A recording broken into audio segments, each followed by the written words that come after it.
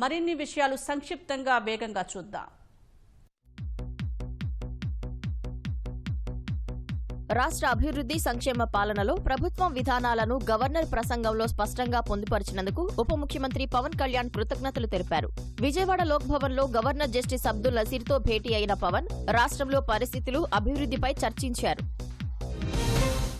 APSRTC ఎండీగా senior IPS అధికారి ఎన్ బాలసుబ్రహ్మణ్యాన్ని ప్రభుత్వం నియమించింది. ఈ మేరకు సీఎస్ విజయానంద్ ఆదేశాలు జారీ చేశారు. 1994 బ్యాచ్కు చెందిన ఈయన ప్రస్తుతం డైరెక్టర్ జనరల్ హోదాలో ఉన్నారు. మంగళగిరిలో మంత్రి నారా లోకేష్ ఆధ్వర్యంలో నిర్వహించిన జాబ్ మేళాకు విశేష స్పందన లభించింది. వివిధ సంస్థల్లో దాదాపు 344 మందికి ప్రతిభ ఆధారంగా 10 నుంచి 50 వేల వరకు జీతం లభించే ఉద్యోగాలు లభించాయి.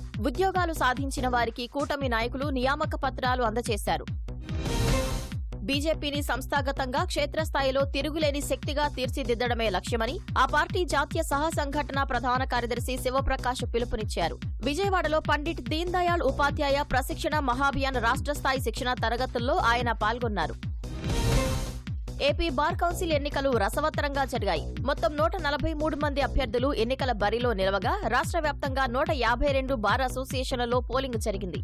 ఈ ఏడాది ప్రత్యేక రిజర్వేషన్ అమలు చేయడంతో మహిళా అభ్యర్థుల సంఖ్య పెరిగింది.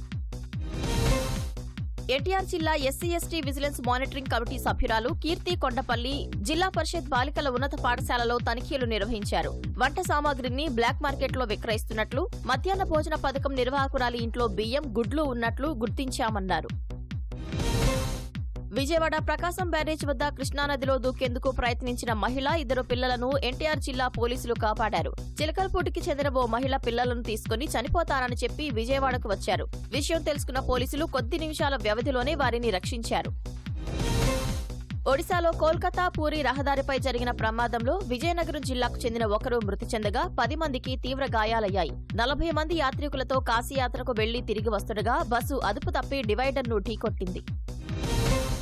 అనంతపురంలో ఇరు కుటుంబాల మధ్య జరిగిన ఘర్షణలో 8 మంది కత్తిపోట్లతో ఆసుపత్రిలో చికిత్స పొందుతున్నారు. కృష్ణవేణి, శివరాం దంపతుల కుటుంబ కలహాలతో జరుగుతున్న గొడవల్లో ఆగ్రహానికి గురైన శివరాం బంధువులతో కలిసి మరో వర్గంపై కత్తితో దాడి చేశారు.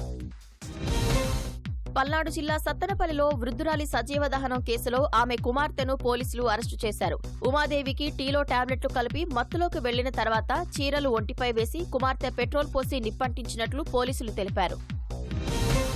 ప్రముఖ శైవ క్షేత్రం మహానందిలో మహాశివరాత్రి బ్రహ్మోత్సవాలు ధ్వజారోహణంతో ఘనంగా ప్రారంభమయ్యాయి. ఈ నెల 18 వరకు జరిగే ఉత్సవాల్లో తొలి రోజు రావణ వాహనంపై మహానందీశ్వర స్వామి ఉత్సవమూర్తులకు గ్రామోత్సవం నిర్వహించారు. శ్రీకాళహస్తీశ్వర ఆలయంలో మహాశివరాత్రి బ్రహ్మోత్సవాలను పురస్కరించుకుని విజయవాడ కనకదుర్గ ఆలయం తరపున పట్టు వస్త్రాలు సమర్పించారు. కనకదుర్గ ఆలయ అధికారులు శ్రీ సోమస్కంద మూర్తి సమేత శ్రీ జ్ఞాన పరశురాంబికా దేవికి సారెను అందజేశారు.